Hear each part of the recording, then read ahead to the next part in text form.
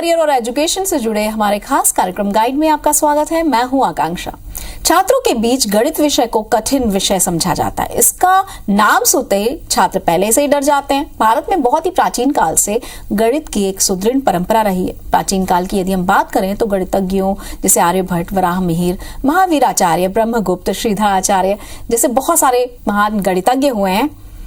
आधुनिक काल में doctor Ganesh Prasad, professor BN प्रसाद, श्रीनिवास रामानुजन ने गणित की सुदृढ़ नींव रखी। हम अपने कार्यक्रम में बात करेंगे मैथ्स के छात्रों के लिए करियर विकल्प की, साथ ही साथ मैनेजमेंट स्टडीज में करियर के क्या ऑप्शन है इस पर भी। तो हमारे खास कार्यक्रम गाइड में आईसीएफआई के हमारे 2 एक्सपर्ट को हमने इन्वाइट किया है। तो चलिए जानते हैं उनसे कि क्या कुछ खास है इस पूरे फील्ड में। तो doctor Animesh Sharma, assistant professor, faculty of science and technology हमारे साथ हैं। हमारे साथ है doctor Shubhra Tiwari, assistant professor, faculty of management studies. आप दोनों का बहुत बहुत स्वागत, नमस्कार। और सबसे पहले सर, जब हम बात करते हैं, जैसे कि हमने शुरू से कहा कि गणित से ना लोग थोड़ा डरते हैं, लेकिन जब प्रवेश की बात की जाए तो प्रवेश के लिए कॉलेज, विश्वविद्यालय का चयन जो है वो करते समय छात्रों को किन बातों का ध्यान रखना चाहिए, सबसे पहले हम ये जानना चाहते हैं। तो इससे पहले कि गणित का सवाल हो, हम चाहते हैं कि शुभ्रा मैम आप बता दें कि कैसे हम चयन करें विश्वविद्यालय का। जी आकांक्षा जी, आपने बहुत ही अच्छा प्रश्न किया है, क्योंकि ये सवाल हर बच्चे के मन में रहता है, हर पालक के मन में रहता है कि किसी कॉलेज का, यूनिवर्सिटी का चुनाव कैसे करें। क्योंकि यूनिवर्सिटी का चुनाव सिर्फ यूनिवर्सिटी का चुनाव नहीं होता, it becomes a part of identity. वो हर बच्चे की पहचान बन जाता है, क्योंकि जब भी वो जॉब के लिए जाते हैं, कहीं भी जाएंगे, तो उनकी पहचान जहाँ पे उन्होंने पढ़ाई की है, उनके कॉलेज से, उनकी यूनिवर्सिटी से होती है। क्योंकि कॉलेज, यूनिवर्सिटी में उनके व्यक्तित्व का विकास होता है, इसलिए उनकी पहचान बन जाती है। तो सर्टेन पैरामीटर्स हैं, कई पैरामीटर्स हैं जिसके बेस पे इसका आप सुनिश्चित कर सकते हैं। सो सबसे पहले जो ध्यान देने लायक बात है वो रैंकिंग, कि यूनिवर्सिटी या कॉलेज की रैंकिंग क्या है, और उसके बेसिस पे आप पहला फर्स्ट डिसाइड कर सकते हैं। ऑफ कोर्स उसके पहले बच्चे को अपना सब्जेक्ट चुन लेना चाहिए कि वो क्या करना चाहता है, और उसके बाद यूनिवर्सिटी रैंकिंग को देखते हुए वो यूनिवर्सिटी और कॉलेज का चुनाव कर सकता है। दूसरा जो है, जैसे हम अपने शरीर को भोजन देते हैं, तो जैसा बोलते हैं जैसा मन वैसा तन। ओके, तो जो आप खाएंगे, आपका मन, आपका विचार वैसे ही हो जाता है। उसी तरीके से हम जैसा पढ़ते हैं, जो हम पढ़ेंगे, हमारी सोच वैसी बन जाती है, और जैसी हमारी सोच रहती है वैसा हम मुकाम पाते हैं। सो इसलिए लाइब्रेरी की, उस यूनिवर्सिटी में, उस कॉलेज की लाइब्रेरी कैसी है, इस पे ध्यान देना बहुत ही जरूरी है। इसके बाद हो गया कि कोर्स कंटेंट, वहां क्या पढ़ाया जाता है, कैसे पढ़ाया जाता है, इन सब बातों पे ध्यान देना बहुत ही जरूरी है।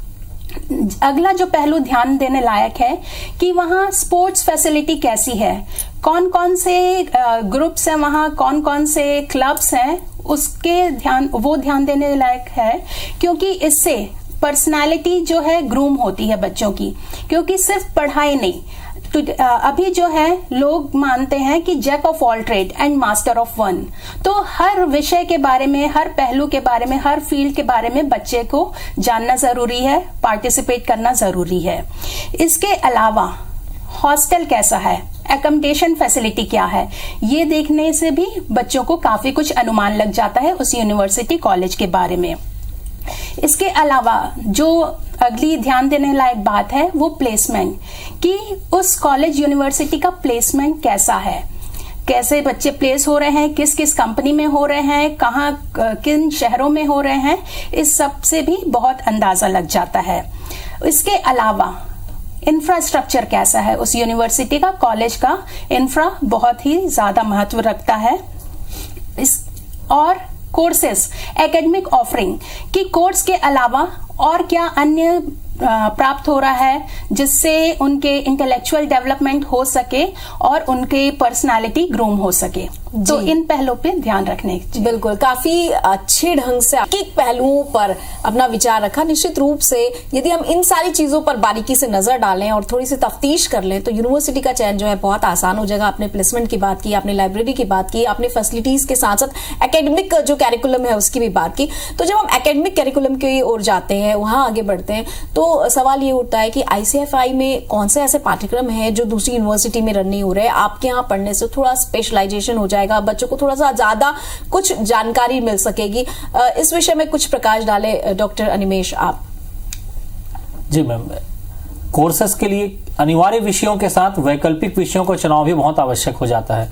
तो हमारी यूनिवर्सिटी में अंडर ग्रेजुएशन प्रोग्राम 10 से अधिक स्नातक प्रोग्राम हमारे पास हैं और इन स्नातक स्तर के प्रोग्रामों में हमने ये व्यवस्था की है कि अनिवार्य विषय जो यूनिवर्सिटी ग्रांट कमीशन द्वारा सभी विश्वविद्यालयों में पढ़ाए जाते हैं, उसके अलावा भी कुछ ऐसे नए जो औद्योगिक रूप से सक्षम बना सकें छात्र को और साथ ही साथ उसके नौकरी के सुअवसर के लिए नए रास्ते बना सकें, ऐसे सभी वैकल्पिक विषयों को हमने शामिल किया है। स्नातक के साथ साथ स्नातकोत्तर विषयों में भी हमने अनिवार्य विषयों के साथ साथ इन सभी नए पाठ्यक्रमों का समावेश किया है, जिससे कि किसी भी छात्र का सर्वांगीण विकास हो सके और वो उसकी तैयारी बेहतर तरीके से कर सके। उदाहरण के लिए यदि कोई छात्र इंजीनियरिंग के लिए स्नातक में इंटरेस्टेड है और वह बीटेक का छात्र है, तो इसके साथ ही साथ उसे कुछ पाठ्यक्रम मैनेजमेंट के भी हम अवेलेबल करा देते हैं, जिससे कि वह बड़ी बड़ी MNCs और बड़ी बड़ी नौकरी के सुअवसर के लिए जब तैयारी हेतु प्रेरित होता है तो उसको एक बैकग्राउंड मिल जाता है कि इन सभी जगहों पर वो अपना चयन जो है वो आसानी से कर सके। बिल्कुल, जिस जगह से आप आए हैं वहां पे अपनी कुछ फैसिलिटीज भी हैं। तो अब डॉक्टर शुभ्रा आपसे जानना चाहेंगे, छात्रों को ICFI ही क्यों चुनना चाहिए? क्या ऐसा कुछ खास है इस यूनिवर्सिटी में जो दूसरी यूनिवर्सिटी प्रोवाइड नहीं करती? जी बिल्कुल, चलिए ICFI को उसी पैमाने पे हम तौलते हैं जो मैंने पहले बताया कि कॉलेज यूनिवर्सिटी का चुनाव करते समय हमें ध्यान रखना चाहिए। जी। तो पहली बात मैंने की थी यूनिवर्सिटी रैंकिंग की। तो ICFI की बात की जाए, वो टॉप 10 यूनिवर्सिटीज में से है। इंडिया की टॉप 10 यूनिवर्सिटीज में ICFI का नाम आता है। तो पहला पैरामीटर।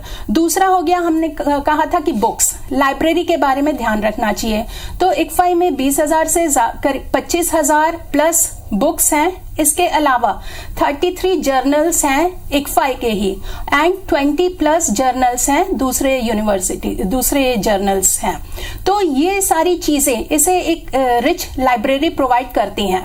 और इसके अलावा टीचर्स खुद भी लाइब्रेरी जाते हैं। आकांक्षा जी, हम बच्चों को कैसे सिखाते हैं? घर में कुछ भी सिखाना हो तो यदि हम उन्हें कहेंगे कि आप ऐसा करो, वो शायद ना करें, पर यदि हम खुद करेंगे तो बच्चे हमें फॉलो करते हैं। तो इसलिए ICFI में टीचर्स खुद लाइब्रेरी जाते हैं और उन्हें देख के बच्चे भी प्रेरित होते हैं लाइब्रेरी में जाके पढ़ने के लिए। सो हम करके दिखाते हैं और इस तरीके से सिखाते हैं। इसके अलावा हमने कहा था कि कोर्स कंटेंट। तो कोर्स कंटेंट, जैसे आपको पता होगा आकांक्षा जी, हर एक बच्चे की सीखने का तरीका अलग अलग होता है। कई लोग थ्योरी में बहुत अच्छे होते हैं, कई लोग उस थ्योरी को सीख के अप्लाई अच्छे से कर सकते हैं, और कई जो है MCQ, यानी उन्हें 4 में से कौन सा ऑप्शन सही है ये पूछे तो वो बता सकते हैं। तो ICFI में पहले से ही ये पद्धति लागू हुई है। जो अभी नई शिक्षा पद्धति अब आई है वो ICFI में काफी पहले से, सालों से चली आ रही है। ऑलमोस्ट अ डेकेड ये एप्लीकेबल हो चुकी है। तो ये ICFI को खास बनाती है। जो बच्चे पढ़ने वाले हैं उनके लिए पहला टेस्ट है थ्योरी बेस्ड, जो कि क्लोज्ड बुक रहता है, तो बच्चे लिख के अपने आप को अभिव्यक्त कर सकते हैं। दूसरा जो क्वेश्चन टेस्ट रहता है ओपन बुक रहता है, जिसमें उनको अपनी थ्योरी जो उन्होंने सीखा है उसे अप्लाई करना रहता है। तो जो बच्चे एप्लीकेबिलिटी में अच्छे हैं वो इसमें परफॉर्म कर सकते हैं।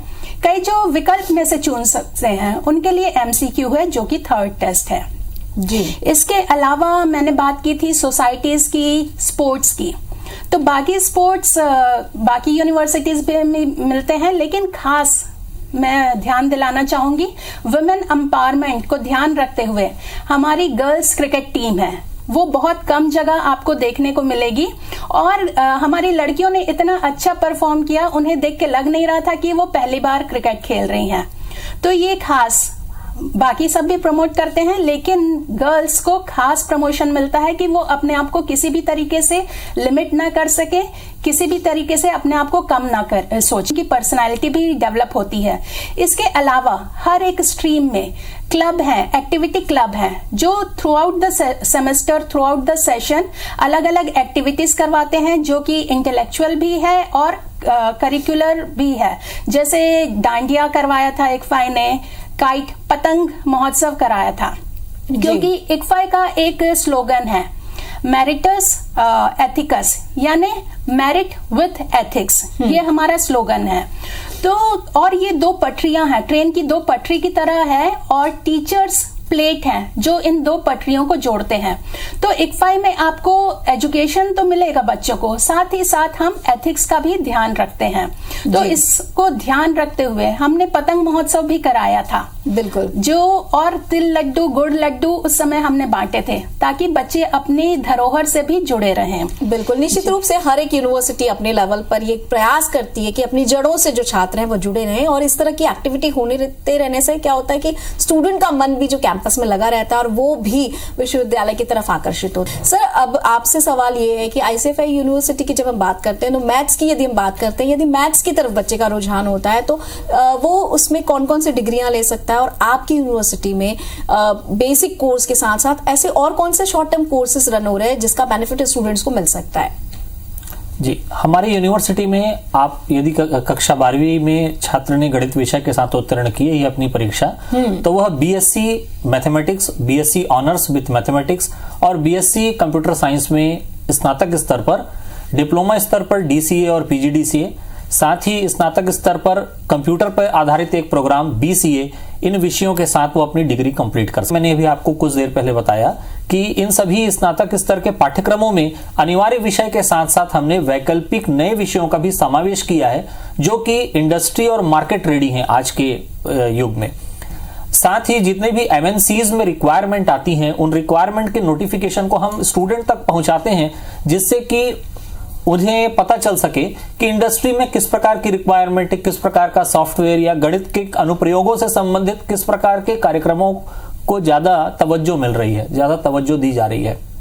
जी, इन पाठ्यक्रमों के साथ साथ हम Indian institute of remote sensing, ISRO के नोडल केंद्र के रूप में भी स्थापित हैं, और साथ ही साथ national programme of technology enabled learning NPTEL के भी एआईसीटीई और आईआईटी समर्थित बहुत से 400 से भी अधिक सर्टिफिकेट कोर्सेज के साथ हम अपने सभी छात्रों को ये सुविधा प्रदान करते हैं कि वो अपने रेगुलर सब्जेक्ट के साथ साथ इन सभी सर्टिफिकेट पाठ्यक्रमों को पूरा करें और जॉब के लिए बेहतर तरीके से अपनी तैयारी कर सके। जी बिल्कुल।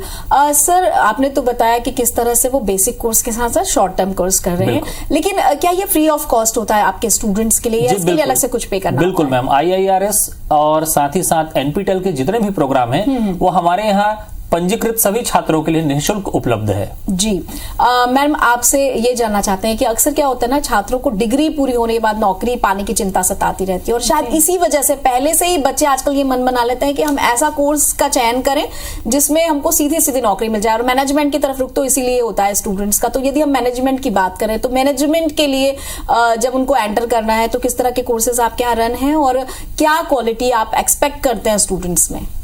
जी बिल्कुल आकांक्षा जी, इस नौकरी, इनफैक्ट कई बच्चों से जब हम पूछते हैं कि आप पढ़ाई क्यों करते हैं, तो उनका जवाब होता है नौकरी पाने के लिए। जी, तो बिल्कुल नौकरी तो बहुत ही जरूरी है, और इसका इक्फाई में फर्स्ट सेमेस्टर से ही बिल्कुल ध्यान रखा जाता है।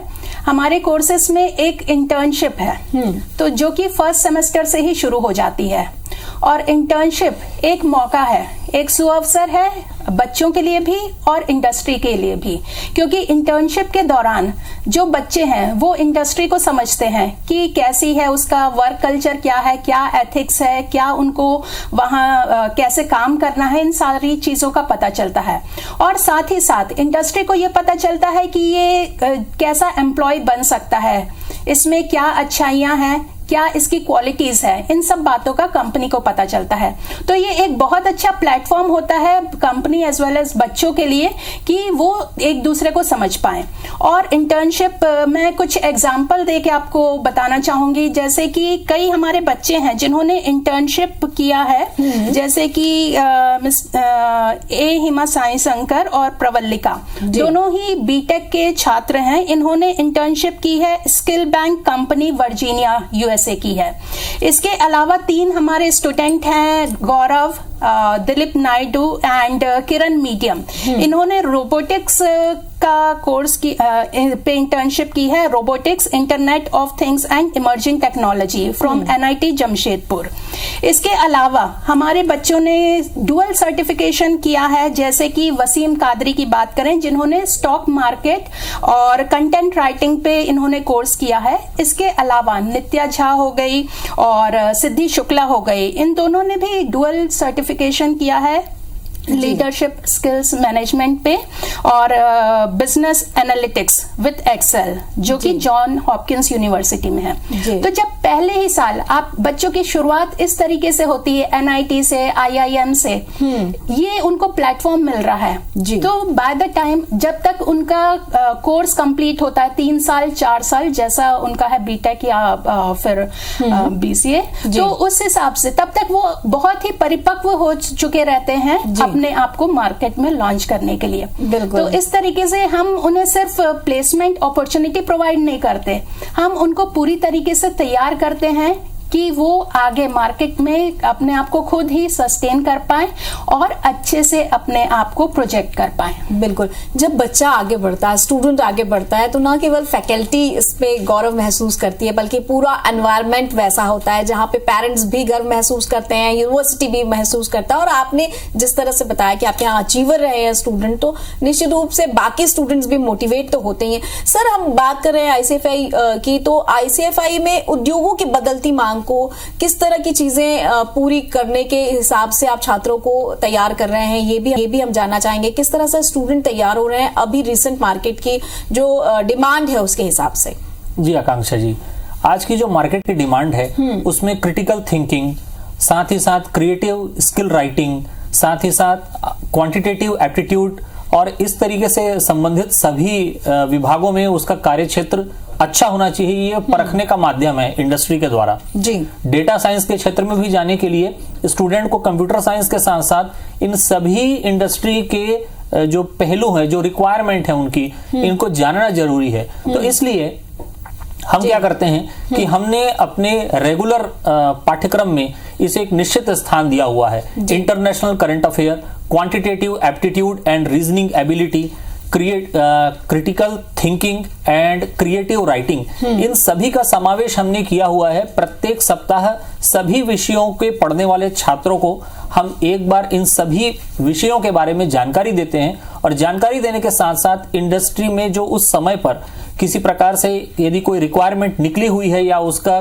कोई पाठ्यक्रम हमारे पास मौजूद है उसकी योग्यता निर्धारण का, तो वो भी हम उसको जानकारी देते हुए उसके सैंपल क्वेश्चंस की तैयारी करते जाते हैं, जिससे कि ये जो इंडस्ट्री और एकेडमिया के बीच का गैप है वो हम कम कर सके और छात्र को पूरी तरह तैयार कर सकें। जी बिल्कुल सर, अगर हम छत्तीसगढ़ के परिदृश्य में बात करें तो बहुत सारे स्टूडेंट ऐसे होते हैं जिसमें टैलेंट तो बहुत ज्यादा होता है, लेकिन कई बार फाइनेंशियल कमजोरी की वजह से वो पीछे रह जाते हैं। तो छात्रवृत्ति की कोई योजना आपकी यूनिवर्सिटी में है? जी मैम, बिल्कुल यूनिक मेरिट स्कॉलरशिप की योजना हमारे यहाँ है आकांक्षा जी। इसमें हम प्रत्येक छात्र को प्रोत्साहित करते हैं कि वह अपने पढ़ते हुए पाठ्यक्रम के प्रत्येक सेमेस्टर में यदि वह अपने क्लास के टॉप 3 या टॉप 4 में अपना पोजीशन बना पाता है तो प्रोत्साहन स्वरूप हम प्रत्येक सेमेस्टर में उसको मेरिट छात्रवृत्ति प्रदान करते हैं। ये मेरिट छात्रवृत्ति 2 तरीकों से हो सकती है, या उसके आने वाले समय की फीस में हम कंसेशन के रूप में हम उसको प्रोवाइड कर देते हैं, या हम उसे पुस्तकों और साथ ही और जो अन्य वो पाठ्यक्रम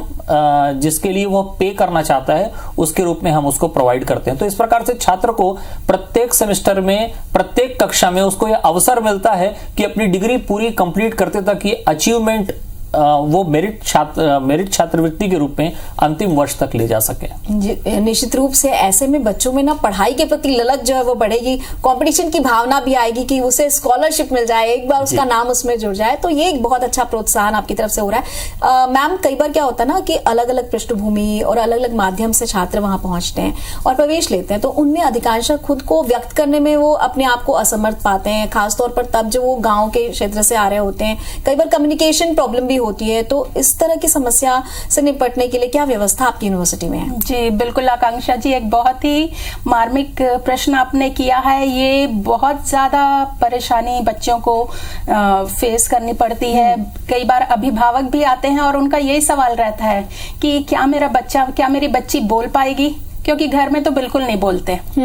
तो ये बहुत बड़ा चैलेंज रहता है हमारे सामने, और इसी चैलेंज को देखते हुए हमने सॉफ्ट स्किल कोर्स अपने पाठ्यक्रम में इंट्रोड्यूस किया है, और इसमें हम बच्चों को अलग अलग तरीके से उनकी ग्रोथ करते हैं, उनका विकास करते हैं।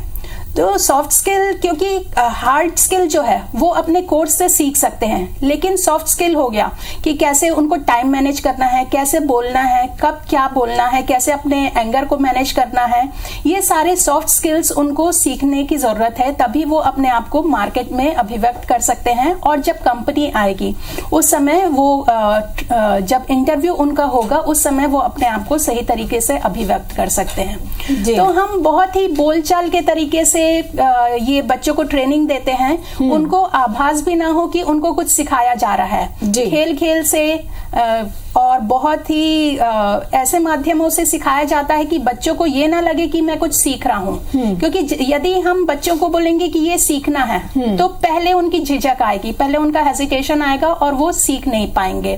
तो हम उनसे साधारण बात करते हैं, उनकी रुचि के बारे में पूछेंगे। जी, मतलब नॉर्मलाइज, जी बिल्कुल, यानी कि सहज हो जाए वो, और फिर उस तरह से अपनी बातों को रख लें, ऐसी कोशिश होती है और निश्चित रूप से ये होनी भी चाहिए।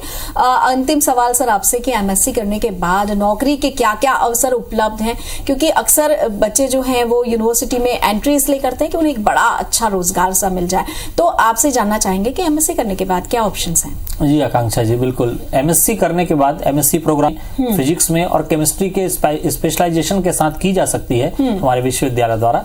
इन कोर्सेज को करने के बाद जो सबसे पहला विकल्प बहुत ही सामान्य रूप से उपलब्ध है वो ये है कि आप एक अच्छे व्याख्याता के रूप में अपने आप को स्थापित कर पाएंगे। यदि स्कूली शिक्षा की मैं बात करूं तो, यदि मैं उच्च शिक्षा की बात करूं तो आप सहायक प्राध्यापक के रूप में अपने आप को स्थापित कर पाएंगे। इसके अलावा साइंटिस्ट या जूनियर वैज्ञानिक के रूप में जो समय समय पर शासकीय सेवाओं में भर्ती का अवसर मिलता है उसके लिए भी आप एलिजिबल हो जाते हैं। CSIR, नेट, गेट और सेट जैसे बड़े एग्जामिनेशन जो कि राष्ट्रीय स्तर की पात्रता परीक्षाएं हैं उसके लिए भी आप एलिजिबल हो जाते हैं, आप योग्य हो जाते हैं।